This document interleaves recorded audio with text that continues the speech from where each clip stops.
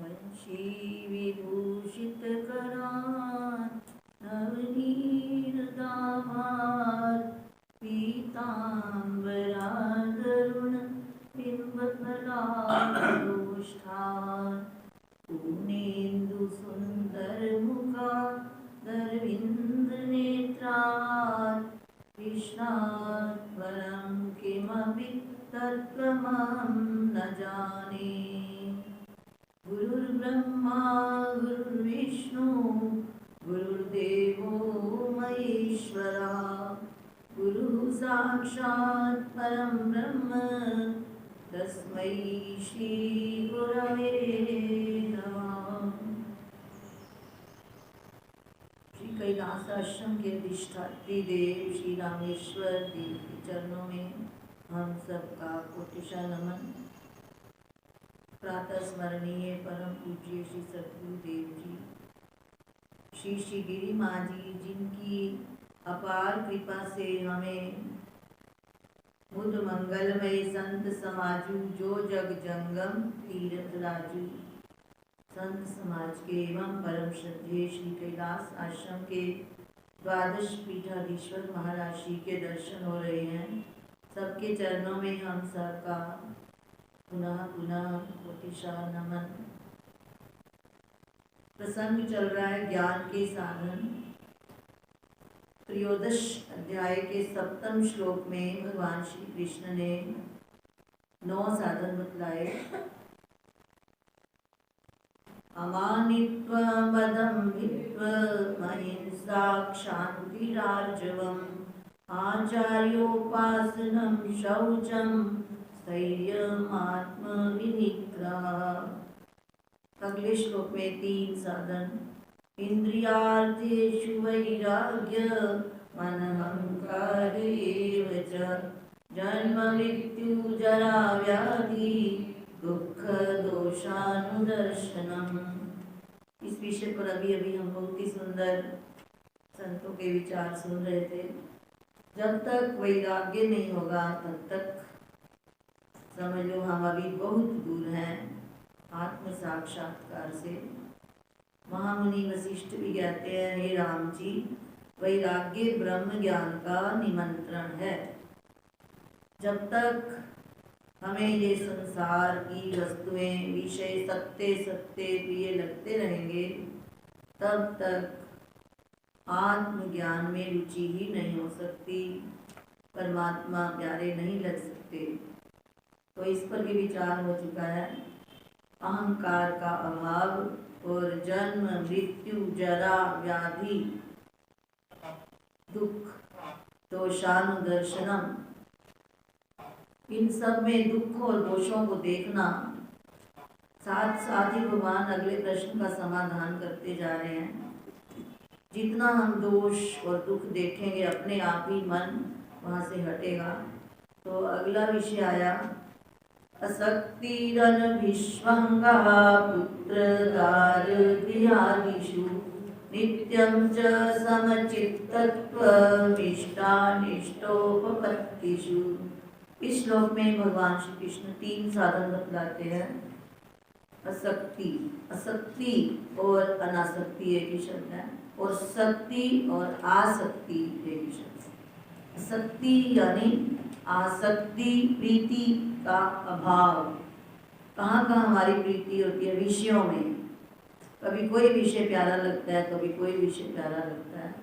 जब तक विषयों में प्रीति होगी तो परमात्मा के चरणों में आत्म विचार में प्रीति नहीं हो सकती। तो इसलिए विषयों में प्रीति का अभाव। शक्ति ही संग निमित्तेषु विषयेषु प्रीति मात्रम तत् अभावो असक्ति ही।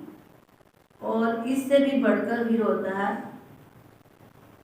अनविष्वंगः। दोनों मिलते जुलते शब्द हैं। अनविष्वंगः का मतलब है अभिष्वंग का अभाव। एक तो प्रीति होती है कि विषय मेरे हैं, मेरे पास रहें, ऐसे कैसे बने रहें, तो उसमें बहुत बड़ी प्रीति हो जाती है। एक बिल्कुल उसमें मिल जाना। अभिष्वंगो नाम शक्ति विशेष एवं अनन्य आत्म भावना लक्षण।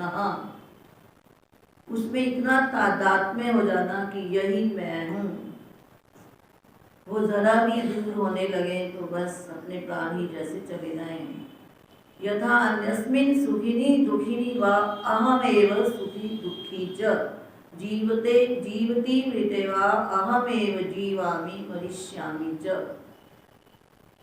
वो सुखी दुखी हुए तो हम भी वैसे ही सुखी दुखी हो गए, और वो जीवित या मृत्यु को प्राप्त हुए तो हम भी मरने लगे, जन्मने लगे। कहाँ कहाँ होता है ये अभिष्वंग, उसके लिए भी भगवान भाष्यकार बतला रहे हैं। पुत्र दार गृहादिषु, पुत्र संतान में, पत्नी में, पत्नी के लिए पति, पति के लिए पत्नी, और गृहादिषु घर आदि में।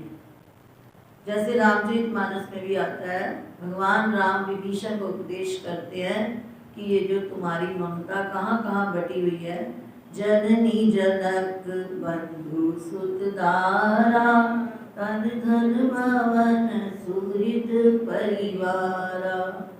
तो क्या करे सबके ममता राग बटोरी, मम पद मनई बांध बड़ी डोरी। इस सब की जो ममता है, इन सारे तागों की एक बटोरी, एक दृढ़ रस्सी बना ले और उसको क्या करे, मेरे चरणों में बांध दे कि मेरा पुत्र, मेरे पिता, मेरा माता, जो कुछ भी है मेरा, वो परमात्मा है। तो इस प्रकार से जो ममता जो है, जिसको हम तादात्म्य करके देख रहे हैं कि यही मैं हूँ, तो वो अपने आप ही भगवान के चरणों में हो जाएगी और यहाँ से हट जाएगी। तो भगवान ने उसके लिए पुरस्कार भी दिया, अस सज्जन मम उर्वस कैसे, लोभी हृदय बसई धनु जैसे। तो हमने यहाँ से अपनी इस अभिष्वंग को, तादात्म्य को हटाना होगा, तभी हमें ज्ञान की प्राप्ति हो सकेगी। और अगला लक्षण आया, नित्यं च समचित्तत्वम् इष्टानिष्टोपपत्तिषु, इष्ट अनिष्ट उपपत्तिषु नित्यं समचित्तत्वम्। इष्ट होता है जो मन को प्रिय लगे, और अनिष्ट होता है जो मन को प्रिय ना लगे।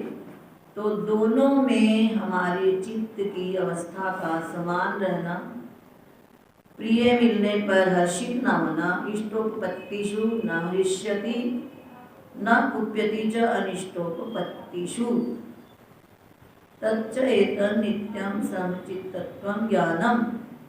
इष्ट की प्राप्ति होने पर हर्षित न होना, गीता में कई बार ऐसी बात आई है समचित्तत्व की। तो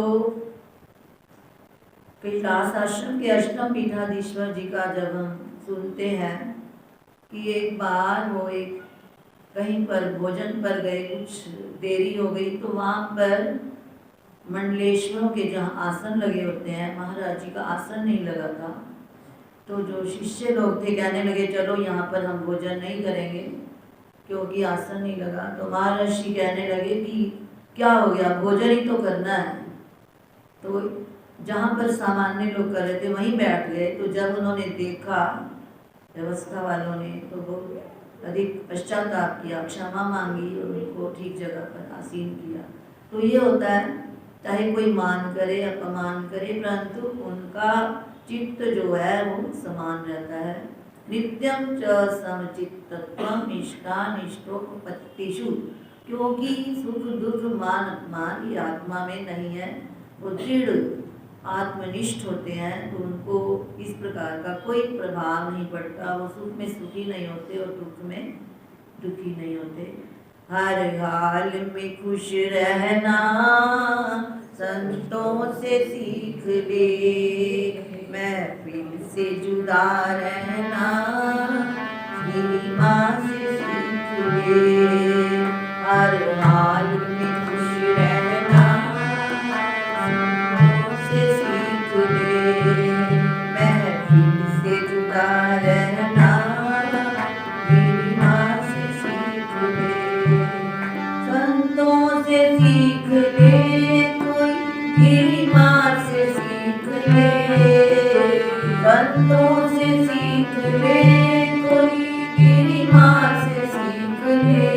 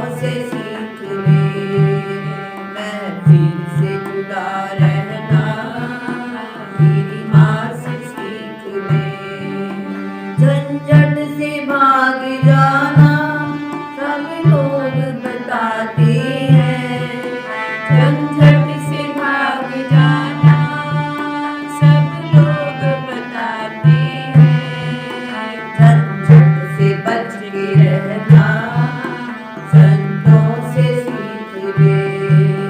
झंझट से बच के रहना, संतों से सीख ले।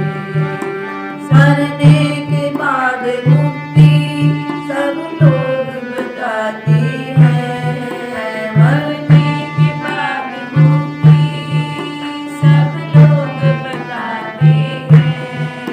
जीते जी मुक्त होना, गिरिमा से सीख ले।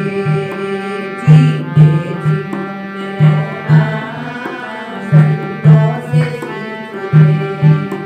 कुछ लोग तो दौलत को पाकर मुस्कुराते हैं, पर भिक्षु बन के हंसना, संतों से सीख ले।